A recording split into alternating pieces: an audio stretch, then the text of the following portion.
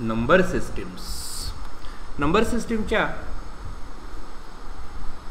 3 मूलभूत अशा प्रॉपर्टीज आहेत. त्यांचं नाव आहे असोसिएटिव्ह प्रॉपर्टी, त्यानंतर डिस्ट्रीब्युटिव्ह प्रॉपर्टी आणि तिसरी आहे कम्युटेटिव्ह प्रॉपर्टी.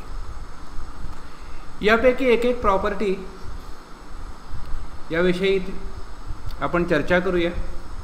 तर असोसिएटिव्ह प्रॉपर्टी म्हणजे काय? The way you group numbers using parenthesis does not affect the final result.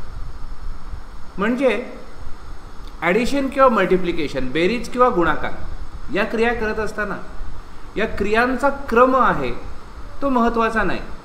तो जरी उलटसुलट केला तरी आपलं उत्तर बदलत नाही. आता उदाहरणार्थ 2 + 3 + 4 याच्यामध्ये आधी आपण 2 + 3 ही क्रिया करतोय आणि त्याच्यामध्ये आपण 4 ॲड करतो. हेच आपण असं देखील करू शकतो की 2 प्लस आणि आधी 3 + 4 करून घ्यायचं. काय होत आहे बघा, आता इथे 2 + 3 याचं उत्तर येईल 5 आणि त्याच्यामध्ये 4 ॲड करायचं आहे. इथे काय होत आहे, 2 आणि त्याच्यामध्ये 3 + 4 हे ॲड करायचं आहे म्हणजे 7. आता 5 + 4 म्हणजे पण 9 आणि 2 + 7 म्हणजे सुद्धा 9. म्हणजे आपण क्रियांचा क्रम जरी बदलला तरी उत्तर बदलत नाही. मल्टिप्लिकेशनच्या बाबतीत पण तसंच होतं. 2 × 3 × 4 याच्यामध्ये पहिल्यांदा आपण 2 × 3 केलं तर 6 होतील, 6 × 4 येईल आणि इथे 2 × आणि हे 3 × 4 झाले 12. So 6 4s are 24, 2 12 are also 24. So आपण असं म्हणतो की ॲडिशन आणि मल्टिप्लिकेशन या दोन्ही क्रिया असोसिएटिव्ह आहेत. याचा अर्थ आपण जरी क्रियांचा क्रम बदलला तरी उत्तर बदलत नाही. मात्र सबट्रॅक्शन आणि डिव्हिजन या असोसिएटिव्ह नाहीत. 8 - 4 - 2 ही सबट्रॅक्शन करायची. पहिले 8 - 4 केलं की उत्तर 4 येईल, -2 केलं 4 - 2 उत्तर आलं 2. याच्याऐवजी आपण 8 आणि इथे 4 - 2 जर आधी केलं की ते 2 येतं तर उत्तर 6 येईल. याचा अर्थ सबट्रॅक्शन ही क्रिया असोसिएटिव्ह नाही. मग लक्षात काय ठेवायचं आपल्याला की addition and multiplication are associative. That means you can change the order of operation. तुम्ही त्या क्रियांचा क्रम जरी बदललात तरी तुमचं उत्तर बदलत नाही. बट डिस्ट्रीब्युटिव्ह प्रॉपर्टी ही यातली दुसरी प्रॉपर्टी आहे. The distributive property is a rule in math that connect multiplication with addition and subtraction. यात तुम्ही मल्टिप्लिकेशनला म्हणजे गुणाकाराला ॲडिशन आणि सबट्रॅक्शन यांच्याबरोबर जोडता आहात. हे कसं, तर 3 × (in bracket 4 + 5) म्हणजे इथे या दोघांची ॲडिशन आहे आणि या ॲडिशनला आपण या मल्टिप्लिकेशननी जोडतो आहोत. तर हेच आपण जर असं करू शकतो, 3 × 4 + 5 इज 9, आन्सर इज 27. पण हे असं देखील करता येईल की 3 × 4 म्हणजे ही मल्टिप्लिकेशन आधी केली प्लस 3 × 5 असं जरी केलं तरी 12 + 15 आपलं उत्तर 27 येऊ शकतं.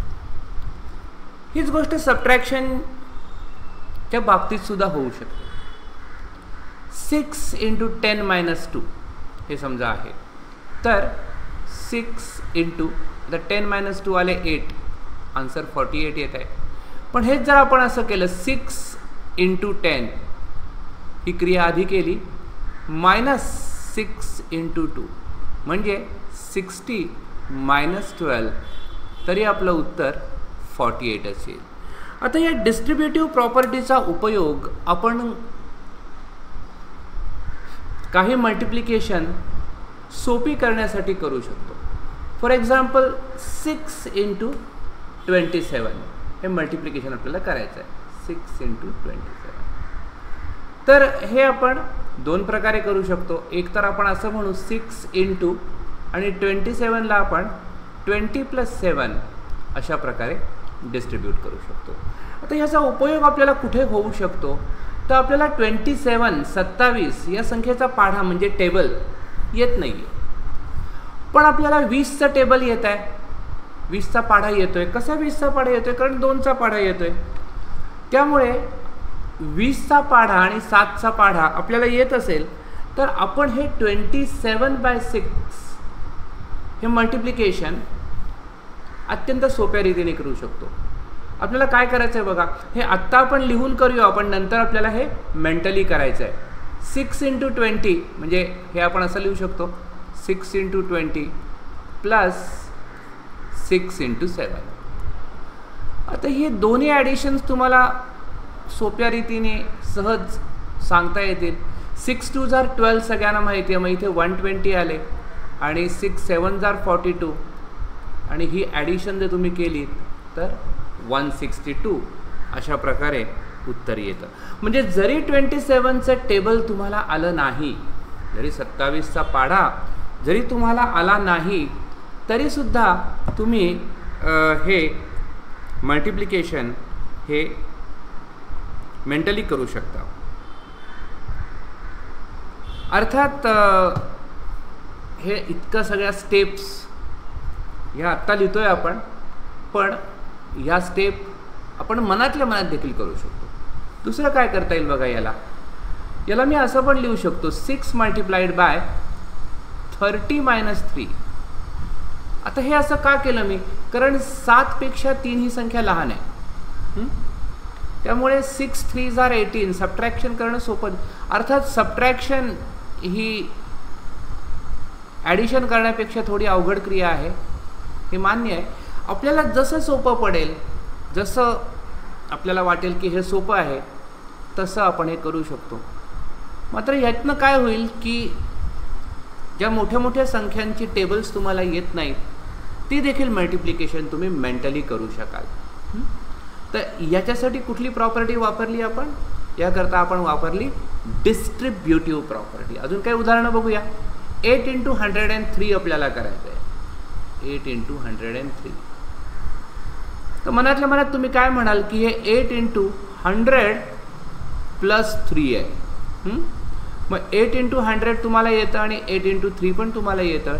आपण डायरेक्ट लिहिलं 800 + 24. हे आन्सर लिहिलं 820. तर हे थेट उत्तर आपल्याला मेंटली शोधता आलं पाहिजे. तिसरी प्रॉपर्टीचं नाव आहे कम्युटेटिव्ह प्रॉपर्टी. आता आपण कुठल्या कुठल्या बघितल्या? असोसिएटिव्ह बघितली आणि डिस्ट्रीब्युटिव्ह बघितली. असोसिएटिव्ह म्हणजे काय? क्रियांचा क्रम बदलू शकतो. डिस्ट्रीब्युटिव्ह म्हणजे काय? मल्टिप्लिकेशन, ॲडिशन, सबट्रॅक्शन यांचं कॉम्बिनेशन करू शकतो. कम्युटेटिव्ह प्रॉपर्टी तुम्हाला सांगते की you can change the order of number Wien adding and multiplying and the answer will stay the same. म्हणजे a + b जर तुम्ही केलं तर ते b + a इतकंच येईल आणि a मल्टिप्लाइड बाय b तुम्ही केलं तर ते b मल्टिप्लाइड बाय a इतकंच येईल. अर्थात ही देखील प्रॉपर्टी तुम्ही सबट्रॅक्शन आणि डिव्हिजनला वापरू शकत नाही. याचा उपयोग बघा कुठे होतोय? असोसिएटिव्ह आणि कम्युटेटिव्ह प्रॉपर्टी एकत्र आपण कशी वापरू शकतो? 12 + 47 + 8 मला करायचं आहे. ॲडिशन करायचे 12 + 47 + 8. आता इथे मी कम्युटेटिव्हली म्हणू शकतो की मला ऑर्डर ऑफ ऑपरेशन मी बदलू शकतो. मी असं लिहू शकतो 12 + 8 + 47 and the answer will not change. उत्तर माझं बदलणार नाही.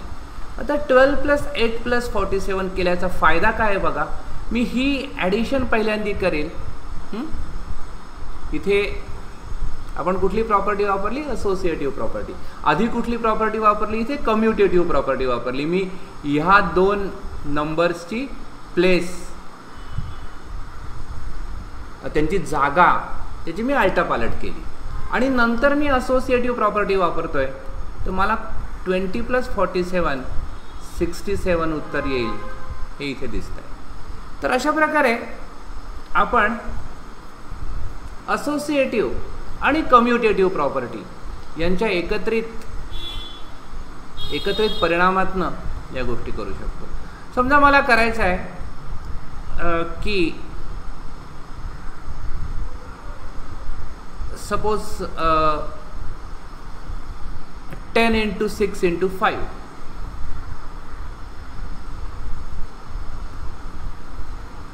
तर हे मी उलटं पण करू शकतो. 10 × 5 × 6. 10 × 5 मला माहिती आहे 50. 56 = 300. अशा रीतीने आपण सोपं करू शकतो. 3 प्रॉपर्टी बघितल्या आपण. कुठल्या कुठल्या बघितल्या? तर पहिली बघितली असोसिएटिव्ह, दुसरी बघितली डिस्ट्रीब्युटिव्ह, तिसरी बघितली कम्युटेटिव्ह. या व्यतिरिक्त काही मेंटल मॅथ्सच्या ट्रिक्स आहेत, त्या एक एक करून बघूया आपण. Multiplying by 5 is same as dividing the number by 10 and then multiplied by dividing the number by 2 and then multiply by 10. काय सांगितलं बघा की आपल्याला एखाद्या संख्येला x म्हटलं आपण, तिला समजा 5 ने मल्टिप्लाय करायचं आहे, तर ते आपल्याला सेम आहे की त्याला आपण 2 ने डिवाइड करू पहिल्यांदी आणि मग 10 ने मल्टिप्लाय करू. 10 ने मल्टिप्लाय करणं सोपं आहे. 10 ने मल्टिप्लाय करणं इतकं सोपं आहे, तुम्हाला फक्त एक 0 त्या नंबरच्या शेवटी ॲड करायचा आहे. तर आधी त्या नंबरचा हाफ केला आणि मग 10 ने मल्टिप्लाय केलं. एकच आहे ना परिणाम त्याचा, हो की नाही? पण ही ट्रिक आपण वापरू शकतो. ती कशी वापरू शकतो बघा बरं. 36 × 5 असं मला करायचं आहे. 36च्या हाफ किती मला माहिती आहे 18. तर 18 10s are 180. तर multiplying by 5 can be done. First divide the number by 2 and then multiply by 5. Then multiply by 11. 11 ने मल्टिप्लिकेशन करायचं आहे. तर काय ट्रिक आहे बघा. Add the digits and place the sum in the middle. म्हणजे तुम्हाला कुठल्याही संख्येला समजा 23 मल्टिप्लाइड बाय 11 करायचं आहे, तर 2 लिहायचं, 3 लिहायचं आणि या दोघांच्या मधली जा हा नंबर आहे ती ह्या दोघांची ॲडिशन लिहायची 253. It that simple. आता हे असं का होतं थोडं आपण अर्थ समजून घेऊ. 23 × 11 इज 23 × 10 + 1. इथे आपण काय वापरलं? इथे आपण डिस्ट्रीब्युटिव्ह प्रॉपर्टी वापरली. That is 230 + 23. आता काय होतं आहे बघा, इथे 0 आहे, त्यामुळे हा जो युनिट प्लेसचा नंबर आहे तोच इथे येणार आहे. मिडलला कुठला नंबर येणार आहे? या दोघांची ॲडिशन येणार आहे आणि 10 प्लेसला तोच नंबर येणार. सो इथे आपण डिस्ट्रीब्युटिव्ह प्रॉपर्टीज वापरतोय, पण त्याच्यात सुद्धा आपण आणखीन एक ट्रिक वापरतोय असं म्हणूया. जर मधला नंबर म्हणजे ती सम जी करतोय आपण ती जर 2 डिजिट असेल, त्यात जर कॅरी येत असेल, देन कॅरी ओव्हर. म्हणजे कसं बघा, 87 × 11 तुम्हाला करायचं आहे. 87 × 11. तर मग सारखं 8 लिहिले, 7 लिहिले, पण ह्या 2 डिजिटची ॲडिशन आहे ती 15 आहे ना. मग इथे 5 लिहिले आणि त्यात 1 ॲड केला म्हणजे 957 इज द मल्टिप्लिकेशन. मग अशी म्हटलं तसंच इथे आपण ती डिस्ट्रीब्युटिव्ह प्रॉपर्टी वापरतोय 10 + 1. तर ही एक ट्रिक आहे multiplying by 11. Square number ending in 5. ज्या नंबरच्या युनिट प्लेसला 5 आहेत यांचा स्क्वेअर कसा करायचा? Multiply the first digit by next higher number, then add 25 at the end. Explain करून सांगतो म्हणजे समजेल. समजा आपल्याला 35चा स्क्वेअर करायचा आहे, तर शेवटले 2 डिजिट हे कायम या स्क्वेअरचे शेवटले 2 डिजिट कायम 25 आहेत, इतकं लक्षात ठेवा. आणि इथे त्याच्या अलीकडे आपल्याला लिहायचं आहे, हा 3 आहे, 3 मध्ये एक ॲड करा, 4 झाला, 3 4 12. तर 1225 इज स्क्वेअर ऑफ 35. 65चा स्क्वेअर करायचा आहे. Last 2 digits R always 25. 6 च्या पुढचा डिजिट आहे 7. 6 7s are 42. 4225 is square of 65. Like that you can do. अशा प्रकारे आपण ज्याच्या एंडला 5 आहेत अशा नंबरचा स्क्वेअर करू शकतो. Multiplying by 9, multiply by 10, then subtract the original number. मगाच सारखंच, हो की नाही? हां, इथे सुद्धा आपण ही जी प्रॉपर्टी मगाशी आपण म्हटलं डिस्ट्रीब्युटिव्ह प्रॉपर्टी, त्याचा उपयोग करतोय की नाही? कसा काय करतोय बघा. 27 आहेत, त्याला 9ने मल्टिप्लाय करायचं आहे, म्हणजेच तुम्हाला 10 - 1ने मल्टिप्लाय करायचं. म्हणजेच काय करायचं आहे तुम्हाला, 270 मधनं 27 सबट्रॅक्ट करायचं आहे. सबट्रॅक्शन ॲडिशनपेक्षा थोडी अवघड असते, मान्य आहे, पण तरी मल्टिप्लिकेशनपेक्षा ही सोपी आहे. शेवटली ट्रिक आहे डबलिंग अँड हॉल्विंग. हॉल्विंग म्हणजे हाफ, हाफ म्हणजे दोन्ही डिव्हाइड करणं. Hall one number and double the other. 16 into 25 करायचं आहे तुम्हाला. आता या 25ला 2ने मल्टिप्लाय केलं आणि 50 लिहिलं, म्हणजे कसं केलं बघा. 16 डिवायडेड बाय 2 केलं आणि 25 मल्टिप्लाय बाय 2 केलं. इफेक्ट सेम राहणार आहे, 2 2 कॅन्सल होणार आहेत. तर पण हे केल्यानंतर काय आलं माझं, 16/2 म्हणजे हॉल्विंग केलं आपण, 8 आलं. 25 into 2 50 आलं. 50 into 8 is very much easier than 16 into 25. 16ला 25ने मल्टिप्लाय करणं आणि 8ला 50ने मल्टिप्लाय करणं, तर 8ला 50ने मल्टिप्लाय करणं नेहमीच सोपं आहे. हॉल्विंग अँड डबलिंग हे अर्थात आपल्याला जिथे शक्य सोपं होणार आहे तिथे या गोष्टी आपल्याला करायच्या आहेत. अशा डिव्हिजनच्या काही ट्रिक आहेत.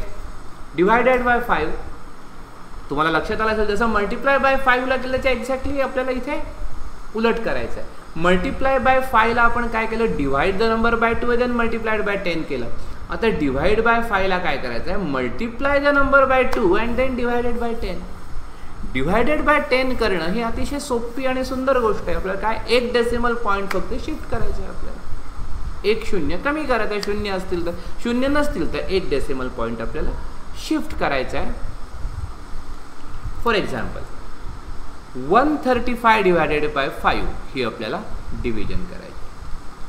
135 डिवायडेड बाय 5 काय सांगितलं तुम्हाला, multiply 135 by 2 which is easier to do and then divide entire thing by 10.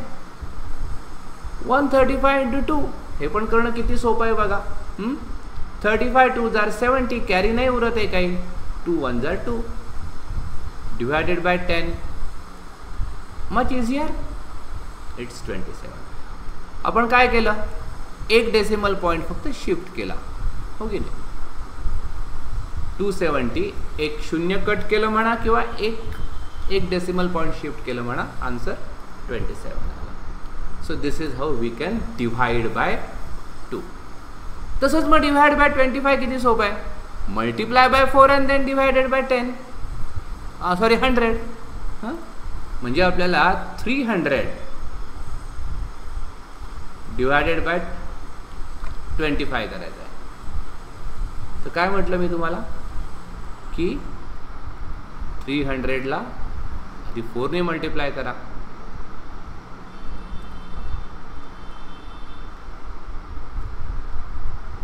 आणि मग त्याला 100ने डिवाइड करा, म्हणजेच 25 into 4ने डिवाइड करा.